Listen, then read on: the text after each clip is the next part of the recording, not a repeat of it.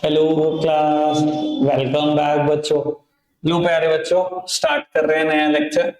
बेटा chapter number 8 की चर्चा स्टार्ट कर रहे हैं, यानी कि बेटा इनकम एंड एम्प्लॉयमेंट यूनिट का चैप्टर नंबर 2। बेटा चैप्टर का नाम है इनकम डिटर्मिनेशन एंड मल्टीप्लायर। बाबू आज दो टॉपिक मुझे करा देने हैं। एक बेटा इक्विलिब्रियम की बात करनी है आपसे और दूसरी बेटा मल्टीप्लायर की। तो पहले इक्विलिब्रियम की चर्चा स्टार्ट करेंगे। मैं कुछ मैटर लिख दूं पहले, फिर एक्सप्लेन करता हूं। बाबू आप लिखने पे ध्यान मत देना, नोट्स मिल ही जाएंगे आपको।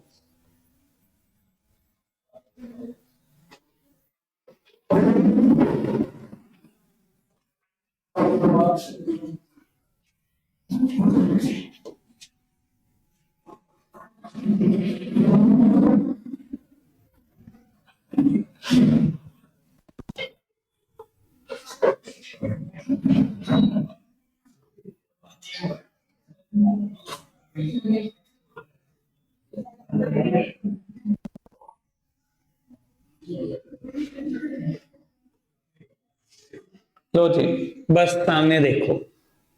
बेटा ऐसी बात है कि इक्विलिब्रियम टॉपिक आपने क्लास 11th में भी पढ़ा है, ठीक है ना। पर बेटा वहां पर बात होती थी सिंगल गुड्स की, सिंगल कंज्यूमर की। तो बेटा जहां डिमांड और सप्लाई दूसरे को इंटरसेक्ट करते थे, वहां इक्विलिब्रियम अचीव हो जाता था। बाबू अब हम बात करने जा रहे हैं दुनिया के सभी गुड्स और सर्विस की, दुनिया के सभी प्रोड्यूसर और कंज्यूमर की। तो बेटा मैक्रो इकोनॉमिक्स में इक्विलिब्रियम वहां अचीव होता है where aggregate demand is equals to aggregate supply. लेकिन बेटा एक इकोनॉमिस्ट हुए हैं केन्स, बेटा उन्होंने बोला कि मैक्रो इकोनॉमिक्स में कभी भी ये मुद्दा होगा ही नहीं कि आपको एक ही जगह पर इक्विलिब्रियम मिलेगा। मतलब कहने का मतलब एक सिंगल अप्रोच से इक्विलिब्रियम मिलेगा। वो कहते हैं हमेशा इक्विलिब्रियम बेटा दो अप्रोचेस से आपको मिलता है। ये उन्होंने कैसे डिराइव किया ये भी समझ लो। बेटा आप बोल रहे हो कि एग्रीगेट सप्लाई जब एग्रीगेट डिमांड के बराबर होगी तब इक्विलिब्रियम अचीव होगा। एग्रीगेट डिमांड का हम फॉर्मूला पढ़ रहे थे पिछले चैप्टर में, किसके बराबर होता है? C plus I. और एग्रीगेट सप्लाई बेटा C plus S. Aggregate supply is equal to income, और इनकम या तो कंज्यूम होती है बेटा या सेव होती है। सी से सी कैंसिल, यानी कि बेटा जहां एस और आई बराबर हो वहां पर भी इक्विलिब्रियम अचीव हो सकता है। तो बेटा केन्स ने यही बोला कि कहीं ना कहीं आपको इक्विलिब्रियम दो अलग अलग अप्रोचेस से देखने को मिल सकता है। बेटा एक अप्रोच को हम बोलते हैं एडीएएस अप्रोच, और बेटा दूसरी अप्रोच को हम बोलते हैं एसआई अप्रोच। ठीक है जी। वो एडीएस अप्रोच पहले कराऊंगा, फिर एसआई अप्रोच कराऊंगा। लेकिन बेटा पेपर में कुछ भी आ जाए शेड्यूल सेम है, बस डायग्राम का थोड़ा सा डिफरेंस बनता है। ठीक है जी, इफेक्ट भी सेम है। ठीक है जी, पहले बताओ इतनी बात क्लियर है? सिंपल बात, कोई मुश्किल बात तो नहीं है। चलो जी।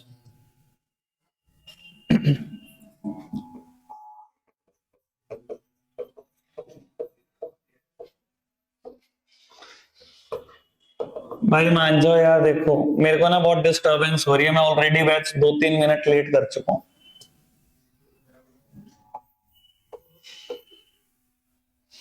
आकाश पोस्ट करियो भाई।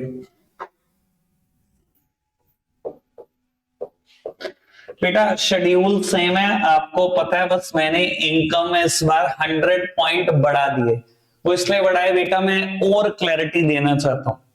ठीक है जी। मैं 0 से लेकर बेटा 100 का गैप लेकर 400 तक लिख रहा था इनकम, मैंने इस बार 500 तक लिख दी। ठीक है जी। कंजम्पशन बेटा स्टार्ट्स विद 40, कितना गैप है? 80 का गैप है। लो जी 120, 200, 280, 360, और एक पॉइंट मैंने बढ़ा दिया बेटा, इट इज 440। ठीक है जी, कोई दिक्कत तो नहीं बेटा। इस बीच में इनकम लिखी गई, कंजम्पशन लिखी गई। बेटा इन्वेस्टमेंट को हम क्या मान रहे थे? 40। ठीक है ना, क्योंकि ये जो इन्वेस्टमेंट है बेटा it is a autonomous investment, तो इररिस्पेक्टिव ऑफ योर इनकम बेटा ये हमेशा कांस्टेंट बनी रहेगी। ठीक है जी। तो बेटा अगर 40 है तो हर लेवल पे ही 40 है। ऑटोनोमस इन्वेस्टमेंट के बारे में कुछ ध्यान भी आ रहा होगा। ठीक है ना जी, कोई दिक्कत तो नहीं? पढ़ाएं बात को आगे। बेटा सी लिखा गया, आई लिखा गया, एस की चर्चा कर लो। बताना जरा एस कैसे निकालेंगे। इनकम या तो कंज्यूम होती है बेटा या तो सेव होती है, ठीक है ना। अभी इसी फॉर्मूला का यूज कर लो, एस कैलकुलेट कर सकते हो y माइनस सी से। तो बेटा -40 -20 0 20 40 60, कोई दिक्कत तो नहीं बेटा इस बात में। बेटा एग्रीगेट डिमांड कैलकुलेट कराओ, फॉर्मूला क्या है, सी प्लस आई। चलो जी, एग्रीगेट डिमांड बराबर है सी प्लस आई के, कर दो बेटा टोटल फटाफट से।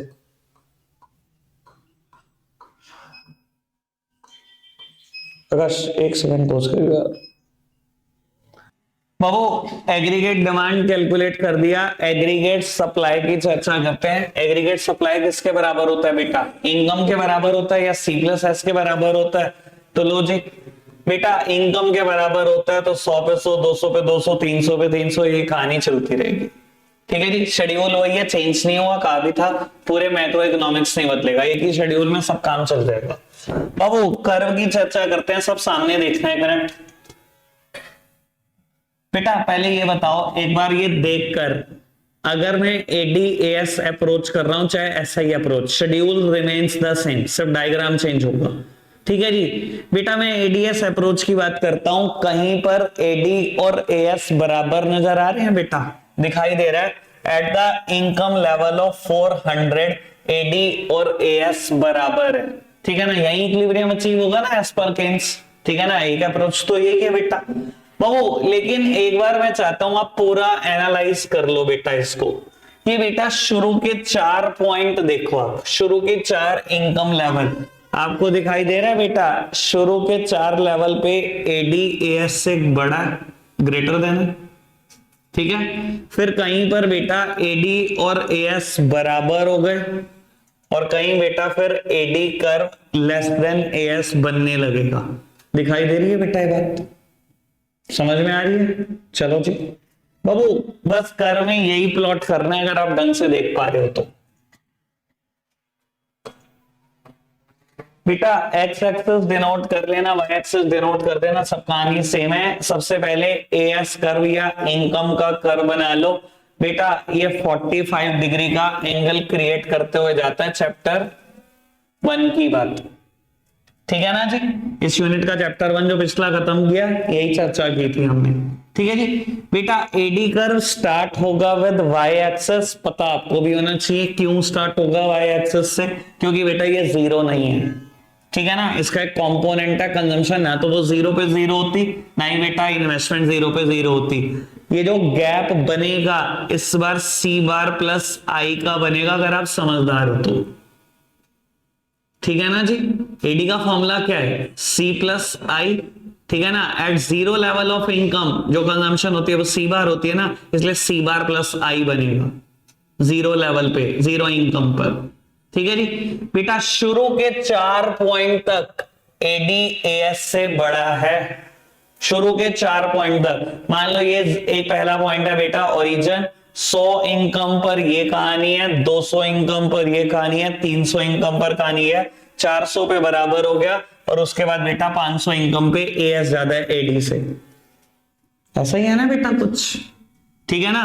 4 पॉइंट पर बेटा एडी ग्रेटर देन एएस है, फिर कहीं बेटा इन्होंने इंटरसेक्शन किया, उसके बाद बेटा एएस कर्व ज्यादा है एडी कर्व से, कोई दिक्कत तो नहीं, समझ में आ रही है बेटा बात पक्का से। बाबू ये वही सिचुएशन है जहां AD is greater than AS, देख लो आराम से, ये एएस कर्व, एडी कर्व ये है बेटा, बहुत ज्यादा है एडी कर्व, बड़ा है एएस से तो, ठीक है ना जी। ये वही सिचुएशन है जहां एडी और एएस बराबर है। इसी सिचुएशन को आप इक्विलिब्रियम बोलते हो, कुछ लोग प्यार से बोलते हैं पॉइंट ई, कुछ लोग बेटा प्यार से बोलते हैं इफेक्टिव डिमांड, कुछ भी बोल लो, तीनों में से सब एक ही जैसी बात है, ठीक है ना। इक्विलिब्रियम बोल लो बेटा, पॉइंट ई बोल लो या इफेक्टिव डिमांड बोल लो, सब एक जैसी बात। और बेटा ये वही सिचुएशन है जहां AD curve is less than AS curve, ठीक है जी। अब बेटा मुझसे इन तीनों पॉइंट के, बल्कि इन दोनों पॉइंट के इफेक्ट पूछे जाते हैं कि इनके कॉन्सिक्वेंसेस क्या होंगे। अगर AD is greater than AS है तो उसके कॉन्सिक्वेंसेस क्या है, या AD is less than AS है तो उसके कॉन्सिक्वेंसेस क्या है। तो बेटा कॉन्सिक्वेंसेस बहुत सिंपल है, कुछ मुश्किल बात तो नहीं है। अच्छा एक बात बताओ, एक बात जो सब बच्चे सोच सकते हैं बेटा, अगर एग्रीगेट डिमांड ज्यादा है एग्रीगेट सप्लाई से तो प्राइस पे क्या इम्पैक्ट पड़ेगा, ये बता दो, बताओ फटाफट से।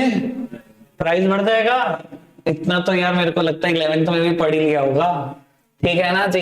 लो खैर मैं बाकी एनालिसिस में कर देता हूं बेटा। अगर एग्रीगेट डिमांड ज्यादा है एग्रीगेट सप्लाई से तो बेटा प्रोड्यूसर अपनी पूरी जान लगा देगा कि वो कोशिश करे इस बेटा डिमांड को मीट आउट करने की। और बेटा वो क्या करेगा, वो प्रोडक्शन बढ़ाने की पूरी कोशिश करेगा कि मैं प्रोडक्शन बढ़ाऊं और ये डिमांड को मीट आउट कर पाऊं। और बेटा प्रोडक्शन बढ़ाने के लिए कहीं ना कहीं बेटा आपको एम्प्लॉयमेंट नौकरियां भी बढ़ानी पड़ेंगी, प्रोडक्शन बिना एम्प्लॉयमेंट के तो बढ़ेगा नहीं। और बेटा अगर इस सबके भी बावजूद अगर एग्रीगेट डिमांड ज्यादा बनी रही है एग्रीगेट सप्लाई से तो बेटा आफ्टर ऑल कुछ और होना हो प्राइसेस जरूर बढ़ जाएंगे, सिंपल, ठीक है ना। अगर एग्रीगेट डिमांड ज्यादा है एग्रीगेट सप्लाई से, डिमांड है बेटा, सप्लाई आप उतनी कर नहीं पा रहे हो, तो सर प्रोड्यूसर तो चाहेगा ना किसी तरीके से मैं इसको मीट आउट करूं, तो नौकरियां बढ़ाएगा, प्रोडक्शन बढ़ाएगा, और अगर इसके बाद भी कुछ कंट्रोल नहीं हो रहा तो बेटा प्राइसेस भाग जाएंगे, ठीक है जी। बाबू इस सिचुएशन में क्या होगा, where aggregate supply is greater than aggregate demand. बेटा मैं कहता हूं आपने मतलब पूरी इकोनॉमी ने मिलकर 1 लाख यूनिट प्रोड्यूस कर ली और बेटा डिमांड आई 60,000 की, वो तो मीट आउट हो गई, 40,000 बच गया। अब उसका क्या बेटा, अगर ये 1 साल भी कहानी रह गई ना तो बेटा अगले साल अब कभी बेटा प्रोडक्शन बहुत ज्यादा नहीं करोगे। आपके दिमाग में क्या रहेगा, अगर पिछले साल डिमांड 60,000 की आई है अगले साल ज्यादा से ज्यादा 80 की आ जाएगी, और 80 की आ भी जाएगी तो 40 तो मेरे पास पहले ही पड़े हुए हैं, मुझे तो सिर्फ 40 ही और बनाने हैं ना। तो बेटा क्योंकि आपने प्रोडक्शन ज्यादा कर लिया था उतनी डिमांड नहीं आई, तो बेटा इस बार आप प्रोडक्शन कम करोगे क्योंकि बहुत सारा स्टॉक तो बचा ही रह गया, प्रोडक्शन गिर जाएगा बेटा। और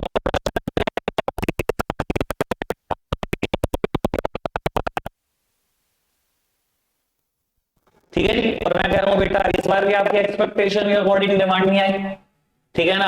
आप तो सोचते थे 80,000 तो बेच ही दूंगा, डिमांड 65 ही आई, 60 की 65 ही, तो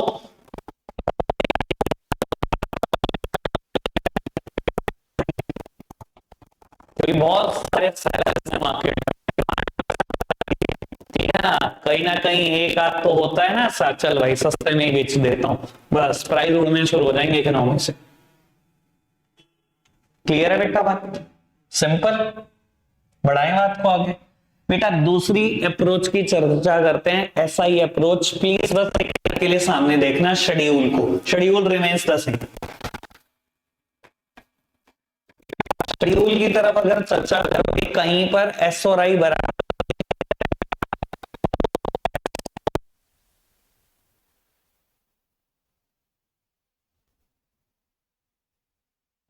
यानी कि eight the income level of 400, ठीक है जी। बेटा शुरू के 4 पॉइंट पे आई कर्व, इन्वेस्टमेंट कर्व बेटा काफी ज्यादा बड़ा है सेविंग कर्व से, सेविंग तो इनिशियली बल्कि नेगेटिव भी है। फिर कहीं जाकर बेटा एस और आई बराबर हो गए, और फिर कहीं जाकर बेटा सेविंग कर्व इन्वेस्टमेंट से ज्यादा बड़ा हो गया, ठीक है जी, कोई दिक्कत तो नहीं बेटा। मैं बिल्कुल नीचे बना सको, ठीक है ना, मैं मैच करने की कोशिश करूंगा, नहीं भी हो मैच ठीक है भाई, आपने स्केल से बनाना है आपका पक्का मैच हो जाएगा, ठीक है जी।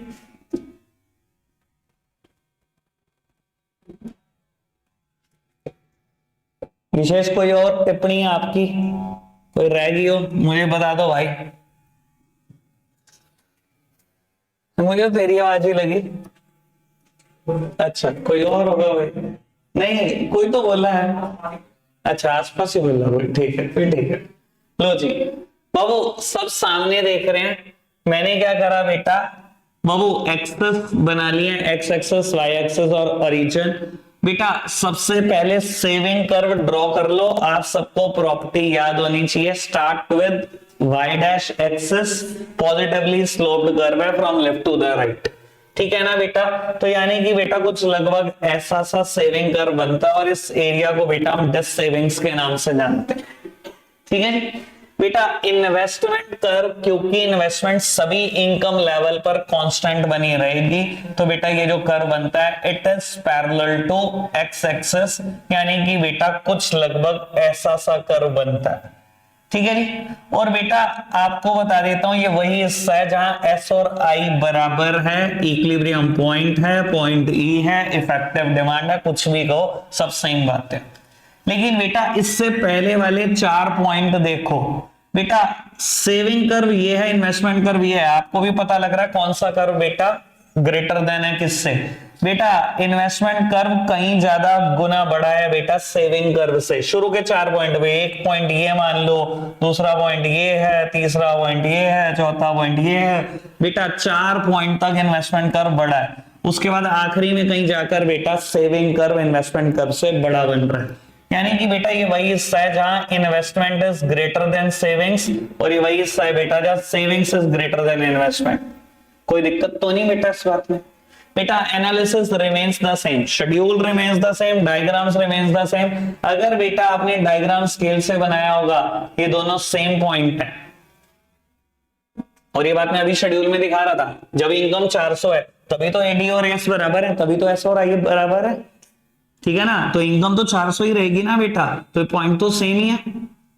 ठीक है जी बाबू। एनालिसिस रिमेन्स द सेम, सामने देखना बाबू। शुरू में सेविंग्स मेरी कम है इन्वेस्टमेंट से, बल्कि सेविंग्स क्या बेटा प्रोड्यूसर डिस सेविंग्स कर रहा है बेटा। डिस सेविंग्स कर रहा है मतलब अपनी पुरानी सेविंग्स भी तोड़ तोड़कर बिजनेस में पैसा लगा रहा है भाई बेटा। यानी कि कोशिश क्या की जा रही है, अगर पुराना पैसा भी बेटा खत्म करके बिजनेस में पैसा डाला जा रहा है, यानी कि पूरी कोशिश है बेटा प्रोडक्शन बढ़ाने की।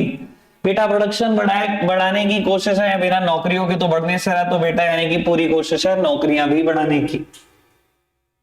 ठीक है जी, समझ में आ रही है बेटा बात। और बाबू आखिरी में बेटा, आखिरी में जाते जाते सिचुएशन फिर वही हो गई बेटा, यानी कि प्रोड्यूसर ने अब सेविंग्स करनी स्टार्ट कर दी। मतलब उसको बिजनेस में मजा नहीं आ रहा, उसको बिजनेस में ग्रोथ नहीं दिख रही, और बिजनेस से पैसा निकाल रहा है, सेविंग्स कर रहा है। यानी कि बेटा पूरी कोशिश है प्रोडक्शन गिरने वाला है। बिजनेस से पैसा निकाल रहे हो, प्रोडक्शन गिराने वाले हो, और बेटा प्रोडक्शन गिराने वाले हो मतलब नौकरियां खा जाओगे आप। कोई दिक्कत तो नहीं। ठीक है, consequences remains the same, schedules remains the same. और कर क्या यार, आपको तो आइडिया है, मैं तो सिर्फ क्या रिवीजन करा रहा हूं। सेविंग कर्व कैसे बनता है, इन्वेस्टमेंट कैसे बनता है, पता हो किसको नहीं पता। ठीक है ना, एडी कर्व एस कर्व यार सबको पता कैसे बनता है। ठीक है ना जी, कोई दिक्कत तो नहीं, समझ में आ गई बेटा सारी चर्चा। बेटा इक्विलिब्रियम वाला पोर्शन खत्म हो गया, नेक्स्ट टॉपिक स्टार्ट कर रहे हैं मल्टीप्लायर। ठीक है ना, या इन्वेस्टमेंट मल्टीप्लायर। बाबू कुछ बातें लिखनी पड़ेंगी और इसको क्लियर करते करते मुझे 15 से 17 मिनट लगेंगे। ठीक है जी, लेकिन टॉपिक आज यही होगा मल्टीप्लायर। 15-17 मिनट लगाने हैं टॉपिक पे, आराम से समझना ठंडे दिमाग से, पेपर में मस्ट कम क्वेश्चन है। ठीक है ना, कुछ आए इस टॉपिक से, न्यूमेरिकल आए, वर्किंग ऑफ मल्टीप्लायर आए, इसकी डेफिनेशन आए, कोई फॉर्मूला बेस्ड आए, कुछ भी आएगा यहां से क्वेश्चन कंफर्म था। ठीक है जी। और बेटा अभी मैं इन्वेस्टमेंट मल्टीप्लायर पढ़ा रहा हूं, अगली यूनिट जब मैक्रो की होगी तो शायद मनी एंड बैंकिंग करूं। ठीक है ना, तो बेटा वहां मनी मल्टीप्लायर एक टॉपिक आएगा, कट कॉपी पेस्ट सेम। ठीक है नी, कट कॉपी पेस्ट सेम, बस वहां वर्ड बदल जाएंगे, कुछ सिंबल्स बदल जाएंगे बेटा। ठीक है जी, याद रखना है इसको। ठीक है जी, मैं लिख देता हूं पहले एक बार, an initial increase in the investment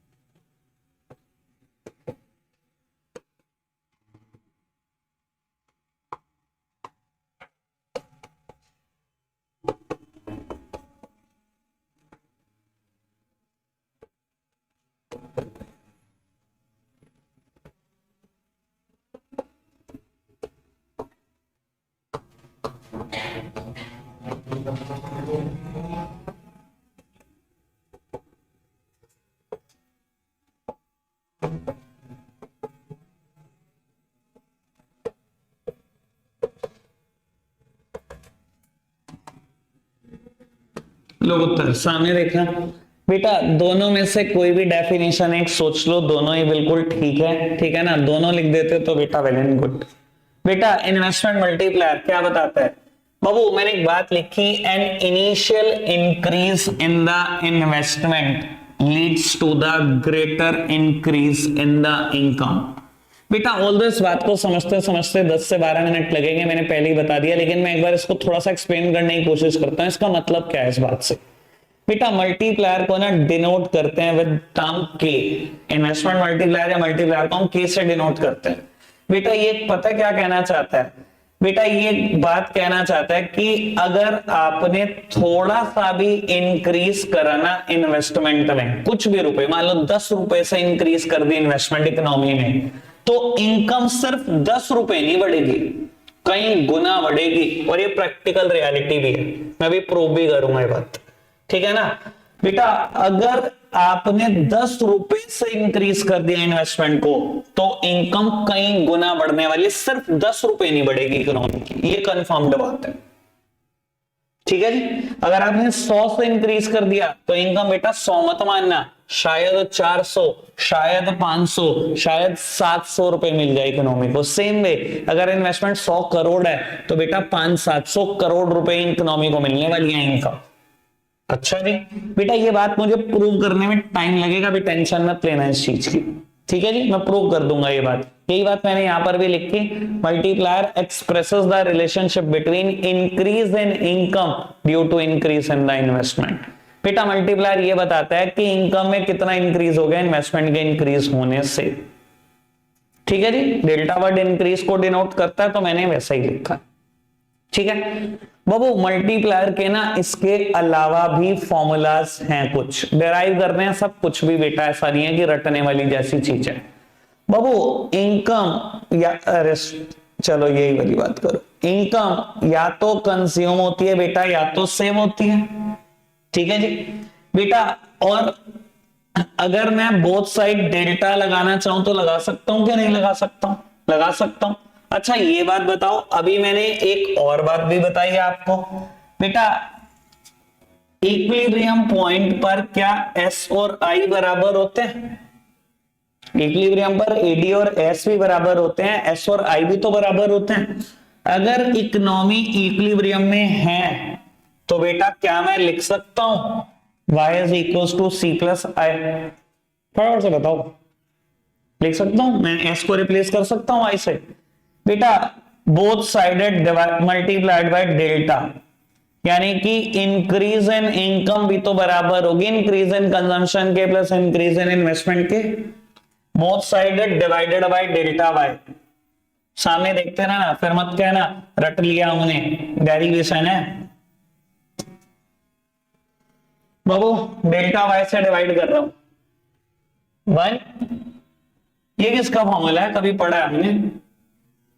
किसका फॉर्मूला है? एमपीसी, पढ़ा है ना फॉर्मूला एमपीसी बेटा। अब एक बात सुनना, सुनो, delta I upon delta Y कोई टर्म नहीं होती, पर delta Y upon delta I जरूर के बराबर होता है। तो बेटा इसको लिख दो 1 के, ठीक है जी। इतनी तो मैथ्स जानते होंगे ना यार, रेसिप्रोकली कर रहा हूं, मैथ्स सिखाऊं पहले। चलो बेटा एमपीसी को इधर ले आओ, माइनस में आ जाएगा, यानी कि 1 minus MPC is equal to 1 by K, यानी कि के की वैल्यू कितनी आ गई, मैंने क्रॉस मल्टीप्लाई कर दिया, के इधर आ गई ये बेटा,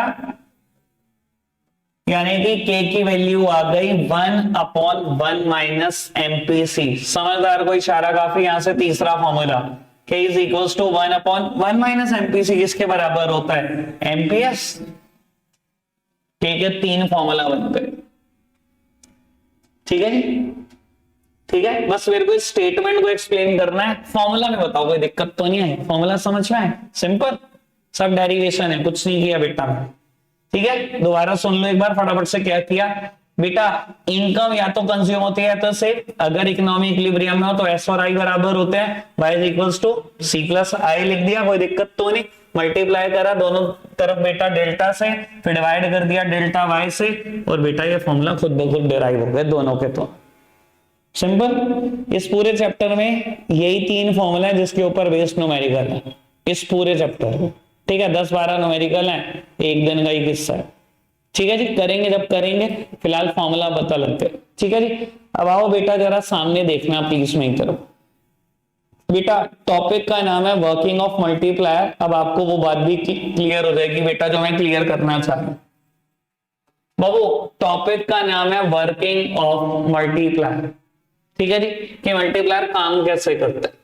लो जी बेटा समझते हैं जरा मल्टीप्लायर कैसे काम करता है। बाबू आपकी देश की गवर्नमेंट ने ना 100 करोड़ रुपए खर्च करके एक हाईवे बनाया, ठीक है। देश को नई इन्वेस्टमेंट मिली बेटा 100 करोड़ रुपए की मिल गई। बेटा हमारी इकोनॉमी ना इस प्रिंसिपल पे काम करती है कि एक इंसान जो भी खर्चा करता है वो दूसरे के लिए बेटा इनकम है। हमारी इकोनॉमी इसी प्रिंसिपल पे काम करती है। भाई आपने खर्चा करा, मुझे ट्यूशन फीस दी, ठीक है ना, वो मेरे लिए इनकम है। बेटा मैं खर्चता हूं अपने खाने पीने पे, तो बेटा कहीं ना कहीं किसी रिटेलर होलसेलर की इनकम है। बेटा वो खरीदते हैं अपने खर्चने पर, वो मैन्युफैक्चरर की इनकम है। मैन्युफैक्चरर खर्च करता है अपनी लेबर पर, वो लेबर की इनकम है। बेटा एक खर्चता जाएगा दूसरे को इनकम मिलती जाएगी। इकोनॉमी का सिंपल सा प्रिंसिपल है। बेटा सरकार ने जरूर 100 करोड़ रुपए खर्चे हैं, किसी को तो इनकम मिली होगी। बेटा वो इनकम अर्न करी कॉन्ट्रैक्टर ने, ठीक है ना। कॉन्ट्रैक्टर है बेटा कोई भी कंपनी हो सकती है। एक सेकंड